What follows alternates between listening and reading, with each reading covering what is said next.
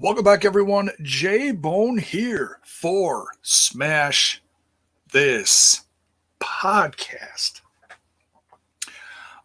Just when you thought that this week wasn't going to get any more exciting, the stuff just keeps rolling in. Once again, where do you start with this? I mean, wow, just the news bits. I just got literally something dropped in my lap seconds ago before I went live. But I want to say hello to you people first. Thanks for joining me. You know what to do as we start this. Smash that like button, smash that sub button, ring that bell for notifications. And there's so many ways to help support Smash This Podcast these days. It's making my head spin. There is merch links in the description. Get yourself a tank, a top, or whatever, a mug to drink one of your favorite summertime drinks like this. Just giving myself a little kick here because we have got a long night ahead of us. Oh my goodness. We got TNI coming up later in a few hours. Could be a world record tonight, folks. No After Dark for me. No, thank you. I am full.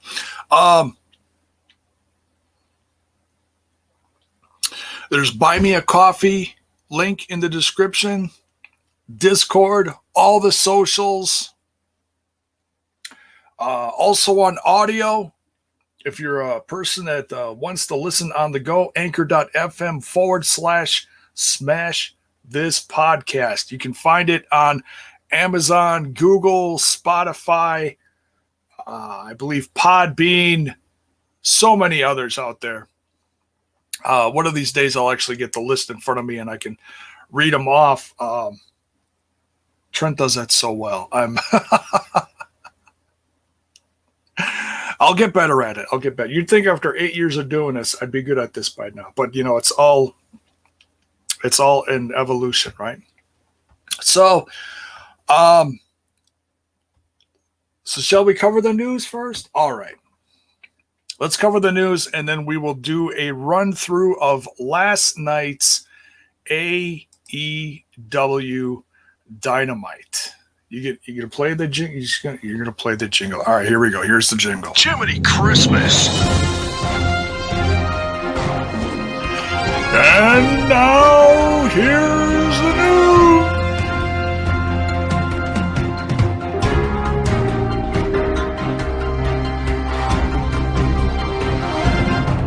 Searching for my fake wrestling news.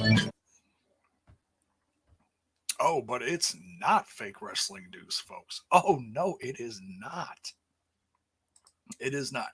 So, let's talk about what we just found out. Now, whether you like hearing about this guy or not, it's news, okay? We're going to talk about it until the wheels fall off. That doesn't mean I'm going to talk about it every 2 seconds of the day, but stuff has ramped up about this guy. This literally hit my phone with the notifications right before I went live. So this is straight from ringsidenews.com. CM Punk to AEW is a done deal. For those listening on audio, the done deal is in quotes. I'm not going to read this whole thing to you, but I will read a portion of this to you, my audience. CM Punk hasn't wrestled since January 2014, but he is about to break that streak. He is considering a return to pro wrestling, and we have new information about how far along that deal really is. Previously noted by Fightful Select, that AEW is the most likely landing pad for CM Punk. Excuse me. Ringside News can confirm that talks are very far along at this point. In fact, we are told it is pretty much a done deal. A source has confirmed to us that CM Punk's arrangement to work for AEW is a done deal right now, using those lovely quote fingers again. At this point, they are waiting until they are in person to sign a contract. So what it sounds like is, talking to each other through, Zoom, telephone calls, whatever, everything seems to be going very positively in both directions with all parties involved. CM Punk's debut time frame is not confirmed, but it would be hard to believe that AEW would pass up on the opportunity to involve the second city savior at All Out in Chicago if they can. Unless CM Punk pulls out of the deal, it appears that this will go through as planned. And then there's a little more after that, and you can look that up if you will. So, and that is from the desk of Mr. Jenkins. And he usually puts out some pretty legit stuff through Ringside News.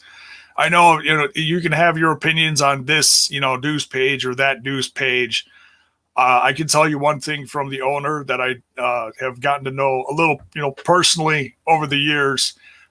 He's been doing this for over 20 years, and he does take pride in trying to get his own sources for legit stuff.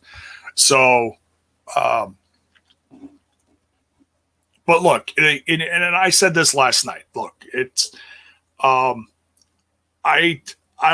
start jumping up and down when I see it on TV. Do I have that ounce of hope that, because he is still one of my favorites, I was legit pretty bummed out when he left the business. And I've talked about this ad nauseum over the years, when the little rumors come up about this, that, and the other thing. But it's been a couple of years since we've really talked about this at length. So All Out could be very special and could really, it's already sold out. So it's not like, you need something extra to, pack more seats in there or whatever. So, yeah, it's, I've been in that building. That place is going to shake. It's crazy. Should be fun. So that's that bit of news. There is also the news on KIERA HOGAN from Impact Wrestling. What came from her OnlyFans page. Because there was a couple of people sharing this, a little clipped part from a social media of hers, but it wasn't her. It wasn't her Twitter, and it wasn't her Instagram or Instaneck, whatever,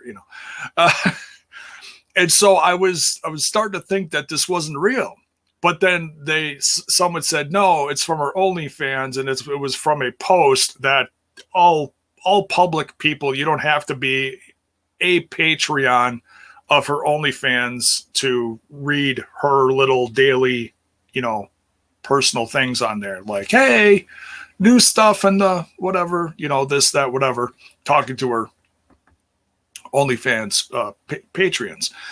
So she did put that on there, saying that this last set of tapings was her last and that she wants to branch out and see what else is out there. Very sad. Apparently, I don't know if tonight on Impact Wrestling is going to be her last appearance. I'm not positive as far as what's all on the card. It is very sad because Faya and Flava have legit been one of the best women tag teams out there that I have ever seen. Their charisma together, their camaraderie, their in-ring chemistry is through the roof. And, and it is, I suppose some people might have seen this coming. I don't think I saw this coming to this degree, But I did say something recently on TNI, on Total Nonstop Impact, something to the effect of, it seems like Tasha Steelz has gotten more attention, or she's been in the ring more, or something to that effect. And I didn't know why. So I don't know if this was the reason why. Is it because of KIERA Hogan's mood towards not necessarily, I don't think there's, I mean, unless we get some kind of in-depth interview from KIERA Hogan, we're not going to know exactly what her thoughts are. So as fans, we can just, speculate. Like I said, never assume. You know the Smash This Podcast rule, never assume.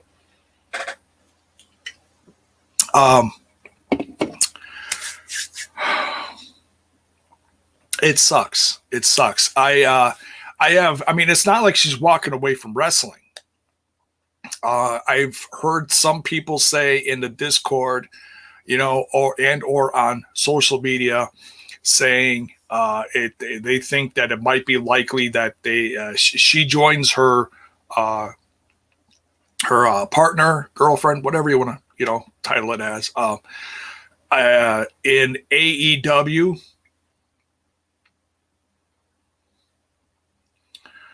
And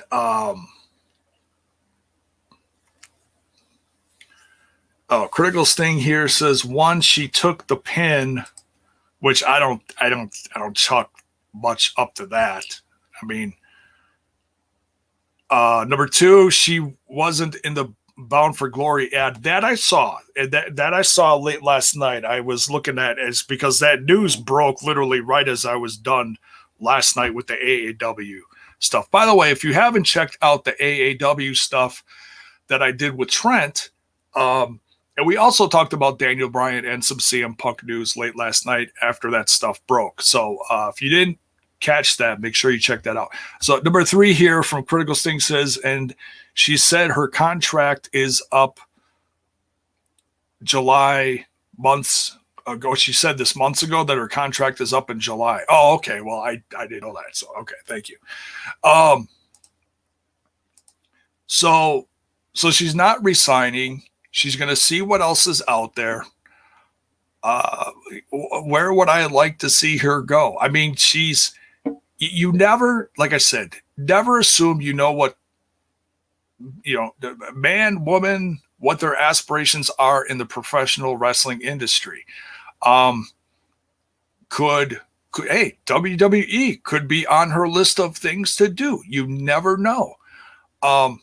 She might want to join Diamante in AEW. I'm sure she knows a lot of people there because some people from Impact have gone over there. Brian Cage, Ethan Page, others.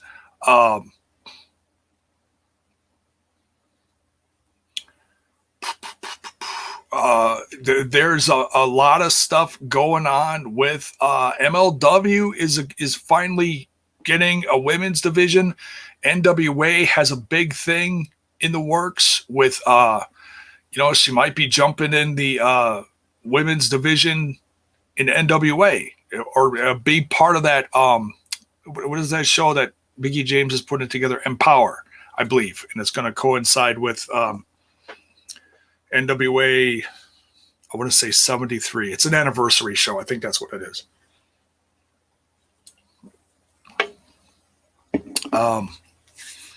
So I have absolutely no doubt that we'll see her somewhere down the road in something from that.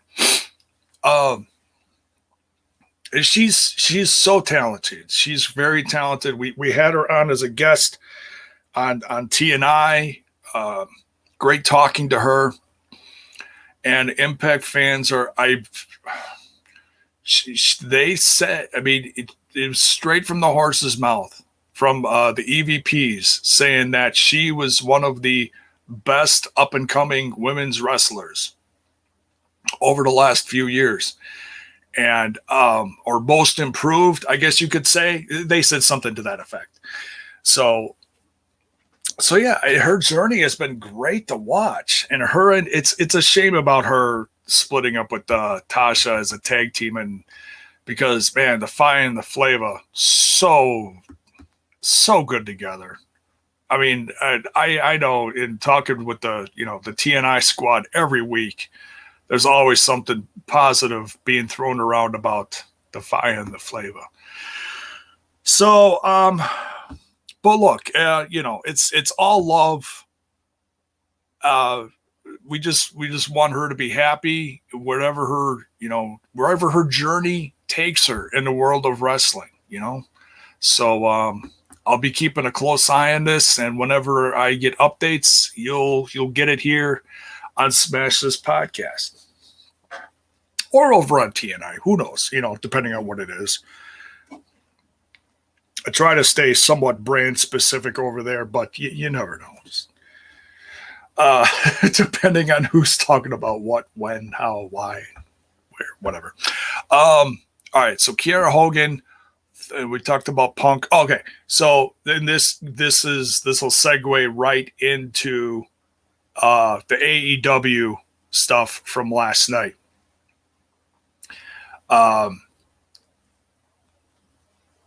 Thunder Rosa, and this news hit literally right before I went live too, as far as being an official statement from AEW. Congratulations to Thunder Rosa. She is now all elite. They have made her an official member of the roster. So, and she's been wrestling on there for quite a while, but she's been tied to NWA. She was NWA Women's Champion. She had a couple, probably one or two Match of the Year candidates in my like. It's all what's the word I'm looking for? It's everybody has their different opinions on what match is better than another match. You're not right, you're not wrong. It's just everybody's got their own opinion. The match that she had with Britt Baker back, I believe it was St. Patty's Day Slam. The no holds barred, whatever it was. A lot of people call that Match of the Year candidate. She had a tremendous match at Slammiversary with Deonna Purrazzo. And watching her journey, and I posted this on Twitter, her journey from Lucha Underground as oh crap, I can't think of her. Why am I drawing a blank? I hate that.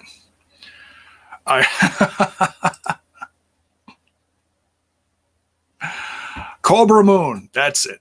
Like, I just posted a picture. What the hell did it say? Cobra Moon. Thank you, Critical Sting. Jiminy Christmas. Tired bone today. Got a long way to go.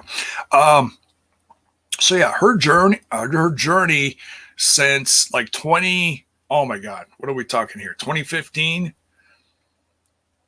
when Lucha Underground started. Through all 4 seasons, growing as a character, and then going several different places, Ring of Honor, NWA. She has her own wrestling company down in Texas that features a lot of ladies, some men. I've seen a couple men here and there on her cards, but I believe it's mostly women. Mission Pro, something to that effect. So, in fact, I should ask Mark if he's ever been to one of those shows. I'm not sure where it's located at down in Texas. Texas is, it's big.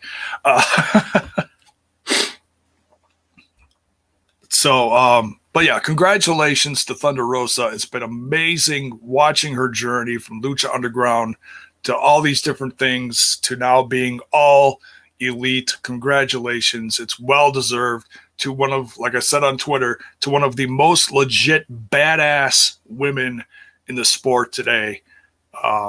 Much love, Thunder Rosa. Just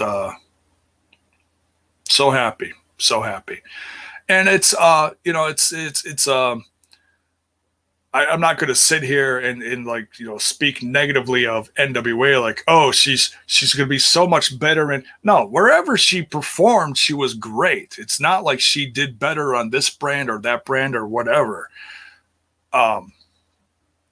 With the amount of different companies that AEW and Impact Wrestling and others are all like working together, I have absolutely no doubt that the future for Thunder Rosa is going to be it's going to be rich with traveling all over the place. I have no doubt that she's going to go down the traveling. Like, the pandemic is still happening. Okay. It's still a thing, it's getting better, but traveling is still really an issue because a lot of other countries around the world are suffering. They're getting new waves of COVID and all this stuff. It's far from over. But down the line, within the next year or two, I have absolutely no doubt that she's going to do tours in Japan. If she hasn't already, she might have already when she went. I think she did go to Stardom possibly for a tour or two before this whole pandemic started a few years ago. I could be wrong. I thought she did. But I have no doubt that she'll go back over there, do some stuff for New Japan, Stardom, AAA, go back to Europe. I mean, she's just getting started. She's still young and she stays healthy.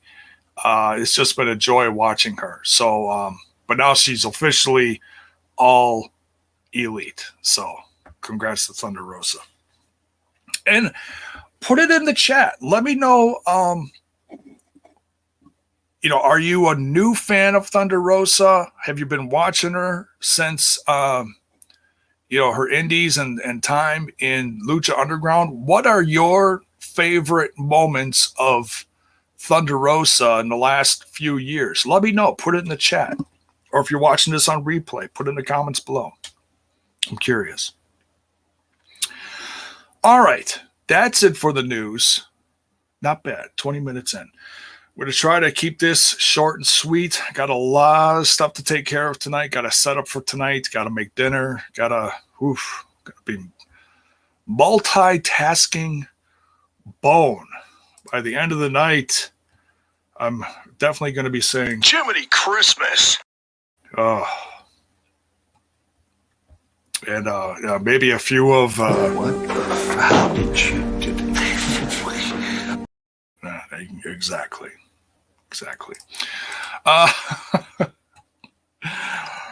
Jiminy Christmas. All right, so let's talk about last night's AEW Dynamite Season 3, Episode 29, Fighter Fest Night 2. Starts out hot here. We have the Labors of Jericho. It's a multi-night thing that MJF is putting Chris Jericho through in order for Chris Jericho to have a match with MJF down the road. So they'll probably have a match at All Out is what I'm guessing. And so this is the first of 4, 5, whatever it is. So Jericho had to face Shawn Spears, and it's all MJF's rules. Just making Jericho just jump through hoops. It's crazy.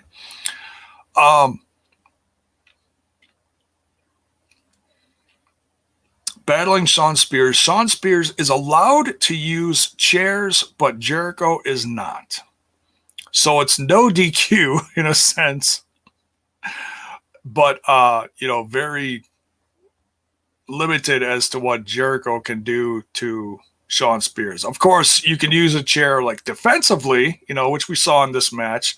I did enjoy this match. I mean, there was a few points in this match where they legit made you feel like Shawn Spears was going to get the win. He did really good against Chris Jericho, but Chris Jericho came off with the win here. Sammy Guevara came down to the ring at one point, was helping with Tully Blanchard because Tully Blanchard kept interfering. Now, what I think most people are talking about is not the match. They should be talking about the match because I did enjoy it a lot. I do like Shawn Spears. I'm glad he got to have a featured match to kick off the night in something like this. But most people are talking about what happened afterwards because MJF was on commentary and then he got on the mic and told Jericho what his next labor was going to be. Said it's a guy who robbed a bank. Jim Ross thought this guy was still in jail. It's a guy that's done time. Sometimes has made guys like Jon Moxley look like a kindergarten student. One of the most feared guys on the planet as far as death matches go. MJF introduced to the All Elite Wrestling audience Nick Gage. Unbelievable. Just when you thought you'd seen everything in the world of professional wrestling, this one was a shocker. Gage got quite the pop. I don't know if it was more of a like wow or what, but he absolutely did get some kind of pop. Like I said, never assume anything in the world of wrestling. I'd like to think that this is a one-off. It's hard for me to believe that this would be that they would sign someone like this because, even though they do some extreme crazy stuff, this brand still is fairly conservative. And I don't mean like politically conservative. No, not that. Just, they still have to go by some rules on TNT. You can't drop a million F-bombs. You can have a little blood here and there. We see that from time to time on this brand. They do get away with a few, slips of bad language or whatever. But, it's PG-13 at best. And to hold a guy like Nick Gage to something like that, it'd be hard. It'd be hard. Like, look, even Moxley is not batshit crazy 24/7. He does enjoy doing that, but he doesn't do that every night. So yeah, I am really curious to see what kind of, of course we know what kind of match they're going to have. It's going to be pretty nuts. I'm sure there's going to be some blood, weapons, whatever. I'm not sure exactly what. Did MJF say it's going to be no DQ? I think they said it's going to be no DQ. Now, what's also kind of comical is I know I'm skipping ahead here, but it's all tied together. So Jericho was in a interview later, and had his back to the camera, and then turned around and said, "If MJF is going to make me face someone so extreme like Nick Gage, then I'm going to have to dig down and get out the most extreme version of Chris Jericho." And he turns around and he's got the Painmaker, makeup on. And he's got the spike jacket and the black derby. So that's cool. We haven't seen that in a while. That was who he was in New Japan Pro Wrestling. A handful of years, a few years ago, when he did a few dates over there against, oh God, who did he face? Naito. Was it Okada? No. Kenny Omega. And I think there was one other one, but I can't remember what. But anyways, so the Painmaker version of Chris Jericho is coming back next week. Should be fun. Keep your little kids out of the room.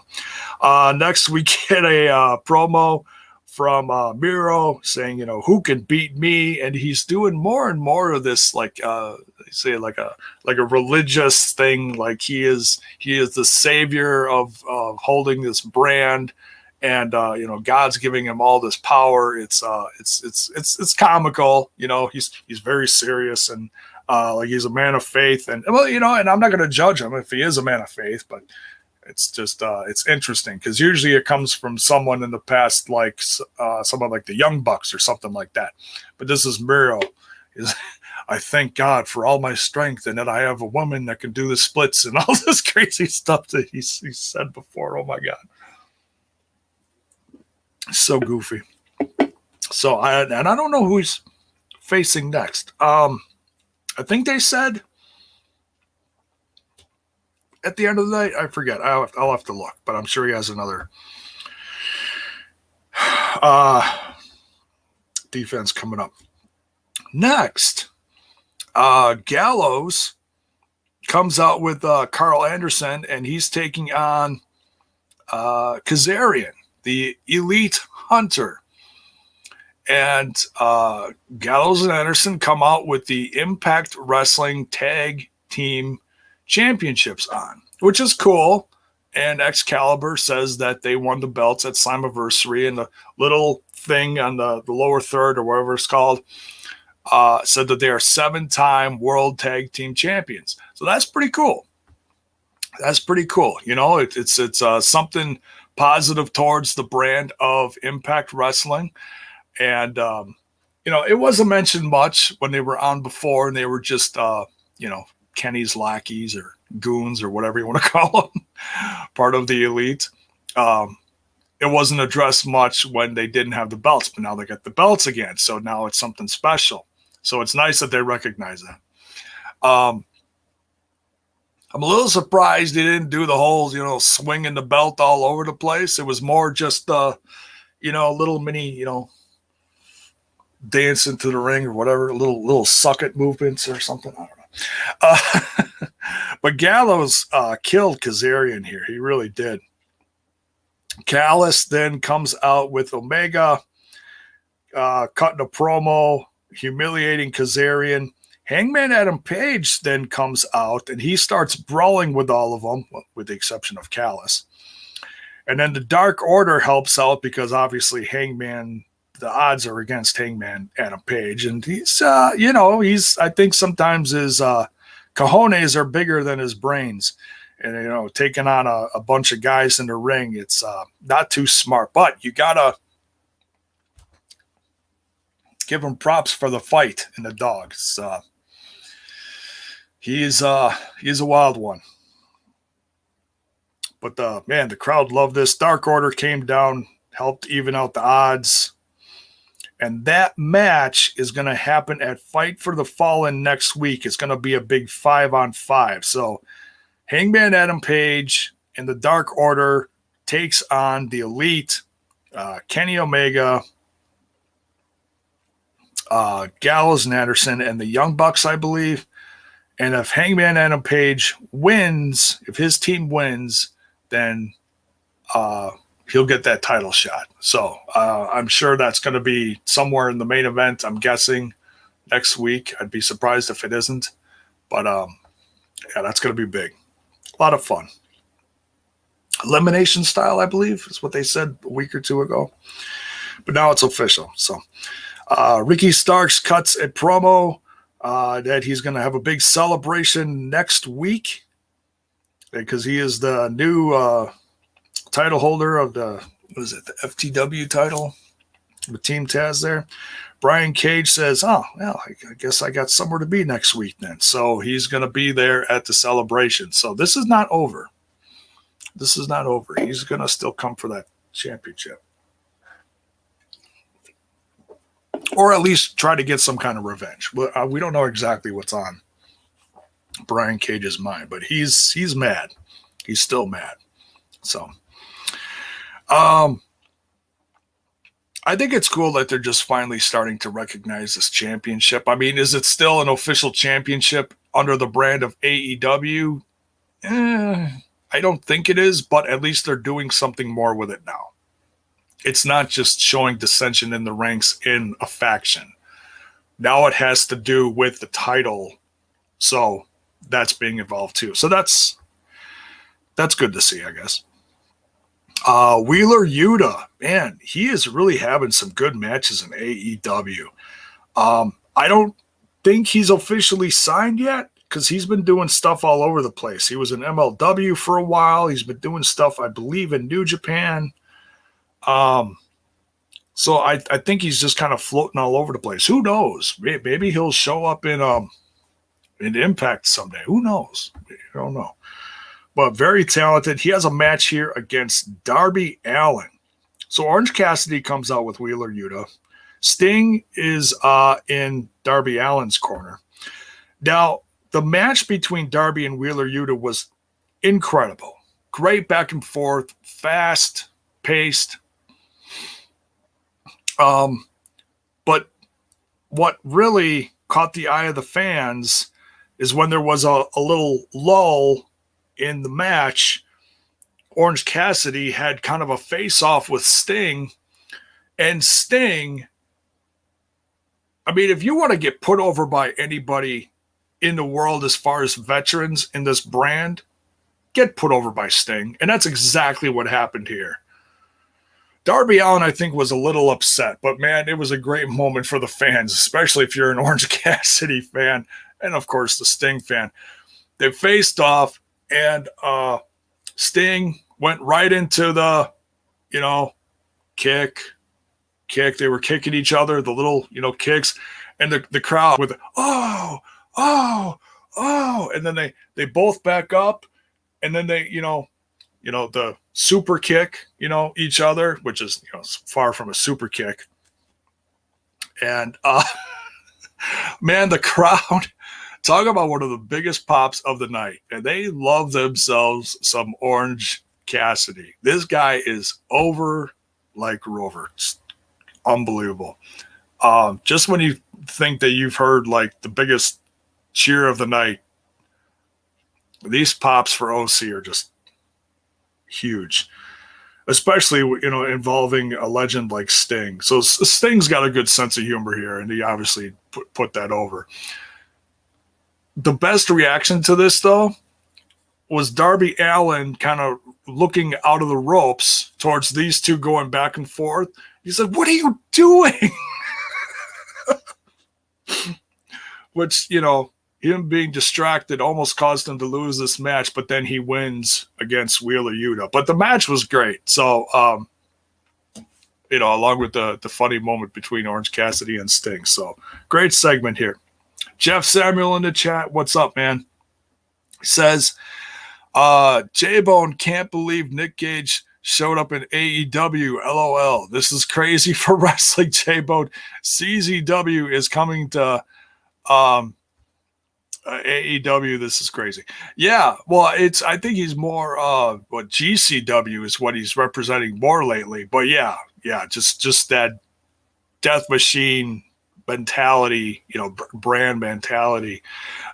Jason Hafner, what is up, man? What's up, J-Bone? Great night of wrestling last night, and I'm sure Bill went nuts when Nick effing Gage showed up. Can't wait for Impact tonight, right?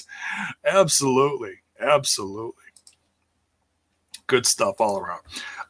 Next, we got they showed him in the crowd earlier. I forget what match it was for. Hikelo?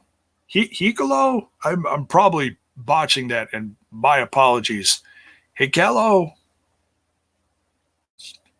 he's part of the Bullet Club. and he was ringside watching these matches. And when he was sitting down, he doesn't look very big. But when he showed up in the ring later at the end of the night, and we'll talk more about that later, man, this dude is huge. He is King Haku's son. So you want to talk about some wrestling royalty there, man. Oh, my goodness. And he's in the Bullet Club. He is a big boy. Whew. So just another example of the working relationship between New Japan, AEW, and of course, Impact Wrestling. It's just all, it's not a bad thing, folks. It's not a bad thing. It just keeps you wondering what's going to happen next. And that's good. That's good, because if it gets too complacent, like some other brands, you've seen the same match, God knows how many weeks in a row, and you're tired of watching that. Now, whereas you have brands like Impact and AEW working with New Japan, even if it is more of a local U.S. branding of New Japan, it's not a bad thing. Their brand is expanding, growing. You're catching more eyes. You're growing an audience. It's all good for wrestling. AEW women's title match. Britt Baker versus Nyla Rose. Never a bad match. Nyla Rose always bringing it, making you feel like Britt Baker has absolutely nothing left in her. But Britt Baker pulled it off. She defended her title successfully. Great match between these two. And it's funny. Like I said, you don't want to overthink the whole. Excuse me. You don't want to overthink the whole babyface heel thing. There are times when certain wrestlers, blur that line, guys like Moxley, they act like a heel, but they're super popular. So they ride that gray line of, are they heel? Are they babyface? Because they do all sorts of crazy shit. Nyla Rose in the past has predominantly been a heel. But then going against someone like Britt Baker, who has really grown into a great heel character, but is now over like crazy since she's, on her journey, she's become more and more popular. Her work ethic is through the roof, coming back from injury, working hard, getting to that top spot in the women's division, becoming AEW women's champion. So even though she's sassy, even though she's bitchy, fans still love her. They're happy that she's in that top spot. And so it's hard to gauge sometime, like I said, it's this professional wrestling. Don't overthink it. But sometimes these lines get blurred as far as who's heel, who's babyface, who are you supposed to. You could cheer for whoever you want. There's no rules. You can do whatever you want to portray yourself as this, that, the other thing. Obviously, heels are going to do certain things to get heat. But Nyla Rose, in this case, I'm guessing was supposed to be the babyface, but it was kind of hard to determine that. But like I said, it's just one of those things, and I'm just curious to see what you guys think of that. Do you get confused, but when they blur the lines like that, do you get a little upset by that when you don't really know how to react? Because there's supposed to be a good guy and a bad guy, but there isn't always that, like in this case. So I'm just curious to see what you guys think of that, guys or girls. Zach Bonifer, what's up? Over like Grover. Yes, Super Grover specifically. Love me some Super Grover. But yeah, Britt Baker beats Nyla Rose. Great match. Can't wait to see what is coming down the road for Britt Baker. Plenty of women now to line up and get that title. This women's division has really turned a page in a positive way over the course of the last year. And it went from like, people just knocking it because it's this division is dead, to now it has become one of the strongest women's division around, and I can't wait to see more and more of it. And I hope they bring more of it to the main shows and not so much on the other shows like, Dark and Elevation. But I understand that is where you grow your lower card. And that's important. That is important. So I get that. But hopefully, and also with a show like Rampage, that's going to debut in 3 weeks? 3 weeks-ish. And Britt Baker obviously is going to shine in that one because it's in Britsburg, Pittsburgh. So I'm sure there's going to be some kind of rivalry set up over the course of that week. Should be really good. Let's see what's next here. We get a quick press conference between FTR, Tully in the background there, with Santana and Ortiz going back and forth. Tony Schiavone in the middle, presiding as, he's leading the conference. So they're going to face off next week as part of the Fight for a Fallen. That's going to be another stack card. Can't wait. Zach Bonifer says, turn the page in a positive way. Positively page. Wasn't that DDP's thing back when he was in the WWE? The whole big smile, something. That's not a bad thing. It's a good thing or something. Wasn't that his thing? I never remember.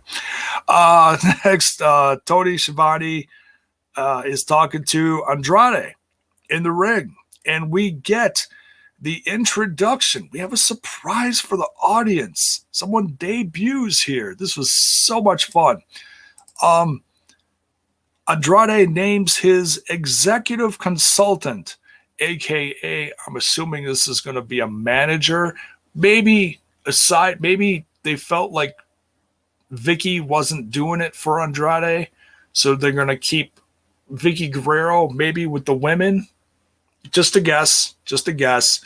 But Chavo Guerrero is now working for Andrade El Idolo.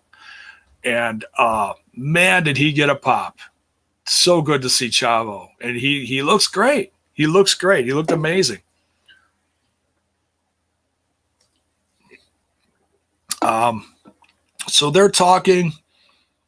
Chavo's like, wow, you remembered. And then it's like, oh, of course, whenever you see Chavo, you think of Eddie Guerrero. Eddie Guerrero, bless him, man. He was so popular. He was amazing. We still miss him. But seeing Chavo in a position like this, and he's going to fit right in, being a mentor towards the younger, Mexican part of the roster. Guys like Andrade, Phoenix, Pentagon. He's going to help all those guys. It's great to see. It really is.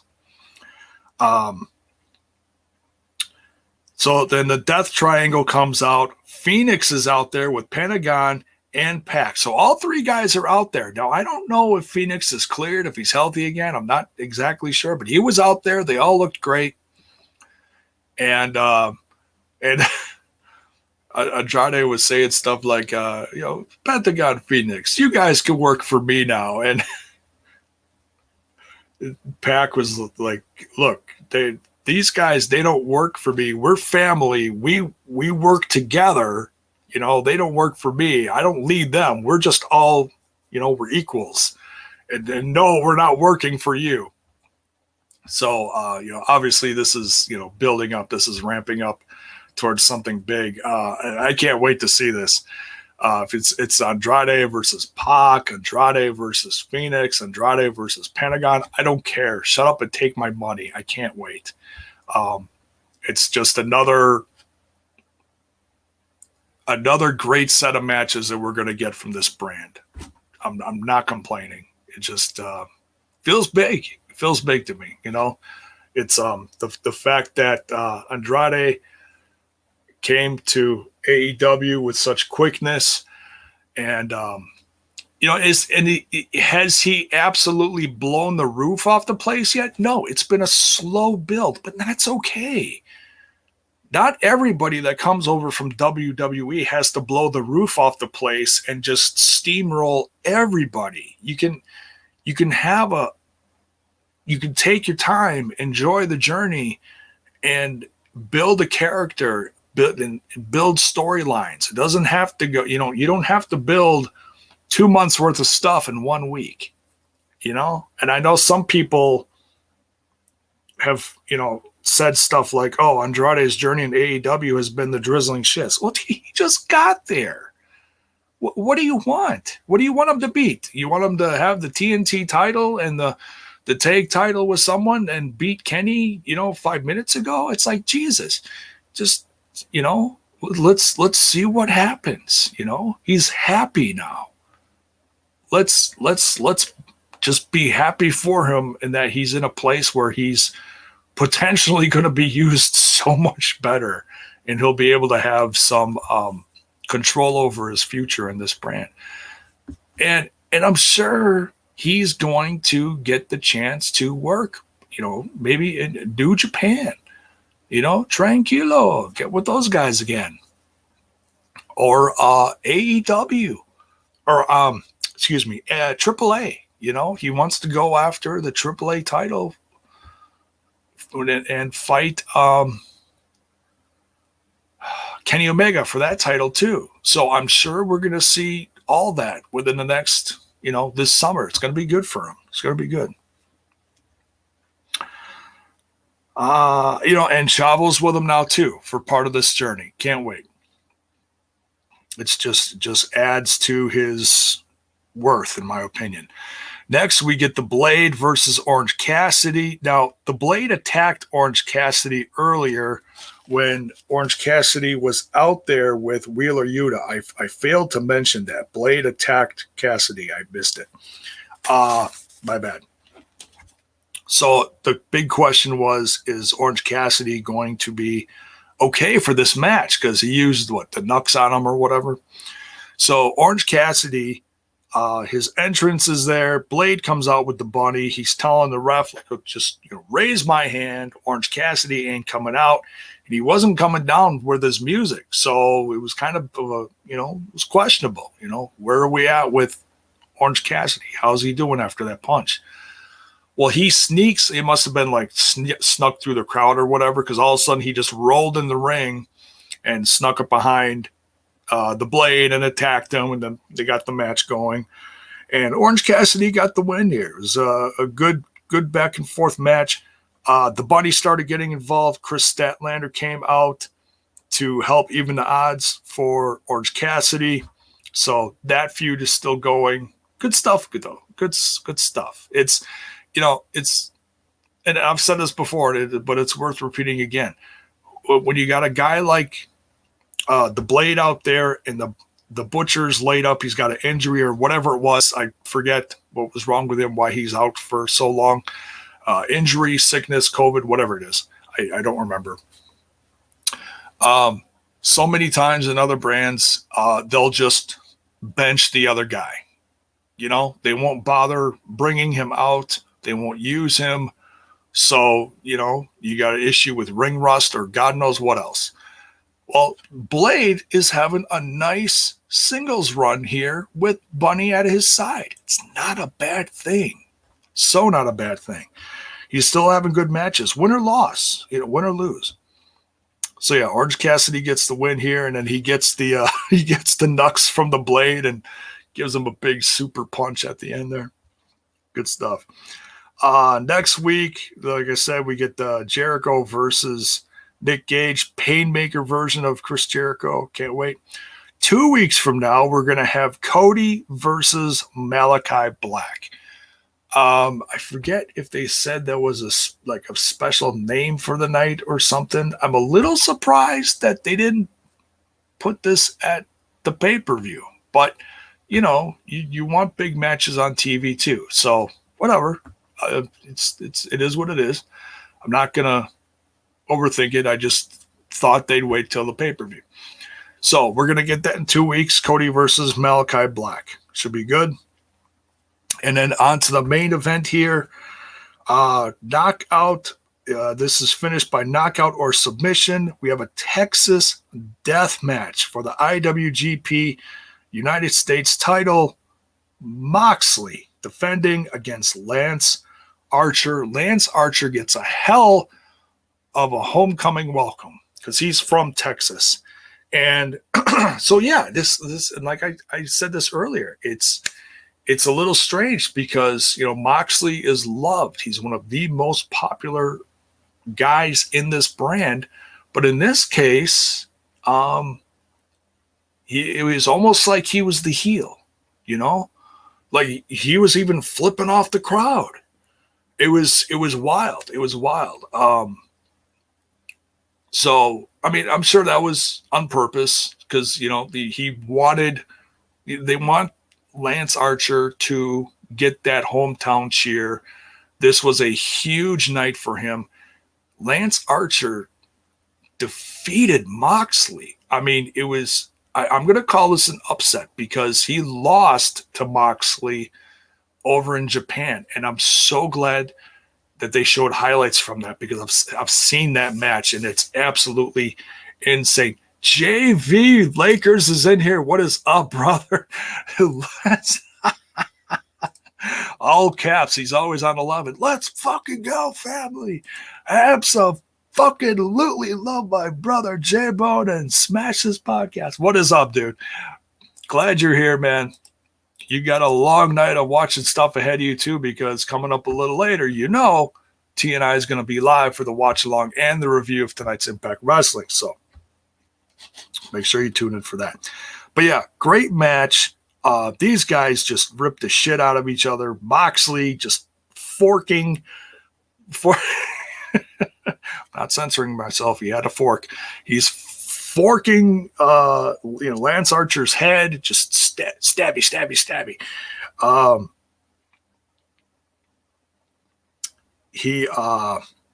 Lance Archer at one point grabbed, I mean, this had to have been like a local wrestler or something.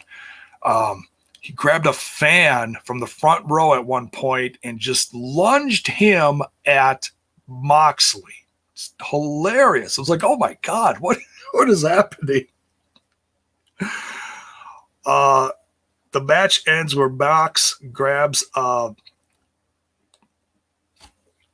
bunch of barbed wire, slabs of wood.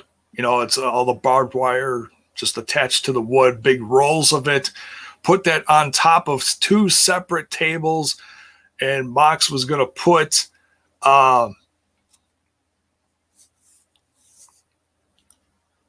Lance Archer through it. Did not go that way. Lance Archer ends up putting Moxley through the tables. He's stuck to the barbed wire. He cannot answer the 10 count. So Lance Archer is your and new IWGP US champion. And then right at the very end, Hikelo, I'm probably mispronouncing that. My apologies. But from the Bullet Club, he is going to be facing Lance Archer. Is it next week? I think it's next week. Don't quote me on that. He's going to be facing Lance Archer next week. So very interesting. It's just another sign of the Bullet Club showing up in different places. And that's great to see. You know, they've got a presence in Impact Wrestling. We're going to see that later tonight with Jay White. There's a presence now in AEW. So, is it temporary? Is it permanent? Or is this just, kind of an invasion thing? We have to wait and see. We don't want, like I said, we don't want to assume anything. Front row green shirt guy. Greetings. Glad you're here, bro. We're just about to wrap things up. That's okay. At least you showed up. I appreciate it. So, perfect. I just wanted to keep things to about an hour. Like I said, I got a long night ahead of me, so I wanted to make this short and sweet, including the news. If you came in late, you can hit that rewind button and watch this up until, doing other stuff later with the TNI guys. We covered Thunder Rosa becoming officially All Elite. We talked about KIERA Hogan leaving Impact Wrestling. Very upsetting news. We also talked about the done deal of CM Punk being signed with AEW. I'm crossing my fingers, but I'm still, I'm not going to be jumping up and down doing, naked laps around my block until he absolutely shows up in the ring on the screen of my television. Then I'll really get excited. For now, like I said, just take a deep breath, take it with a grain of salt. I hope it's true. So look, I get it. Some people are sick of this kind of news because they don't want CM Punk to come back. They're not, he's not their cup of tea. I get it. But I'm still holding out hope. We'll see what happens, We shall see. And any news updates on that, you'll be able to get them here at Smash This Podcast. Thanks for joining today. Like I said, loaded night tonight. We'll be doing the watch along in about an hour and a half. We're going to go make dinner real quick. I'll be on there with Bill, possibly Truck. Not sure who else all going to be on tonight, but this is going to be the fallout from Slammiversary. So join us for the watch along. And remember, we are not internationally blocked. Everyone can watch us on our Twitch and then join us. You can stay on the Twitch or join us on YouTube. Either way is good. For the review, the whole squad will be there. And I'm sure there's going to be a lot of different opinions as far as what's going on. And I'm sure we'll get everyone's opinion on the news, like I said, of KIERA Hogan leaving. And I don't know what's all happening on the show tonight, but I'm sure we'll get answers and some other stuff happening all night long. So join us for that over on Total Nonstop Impact. Oh, thank you, Jesse Cole. Much love, dude. It's a bit of a mess because the cats knock stuff over here and there, but thank you. It's I try. It's like I said, it's always a work in progress. You move stuff around, you add stuff, take stuff away. But thank you. Appreciate it. Probably the best setup I ever had. I got the lights back there now. I got this on me here, so it's I'm proud of it. Thank you. So yeah, join me later tonight on our way out. Don't forget to smash that like button, smash that sub button, ring that bell for notifications. Why? So that you know when more of my content hits your screen. And if you're watching this on the replay, like I said, by all means, let me know what you think about the news that dropped, the CM Punk news, what you think about KIERA Hogan, Thunder Rosa, and let me know what you thought of the AEW show from last night. So we'll see you later tonight. Much love.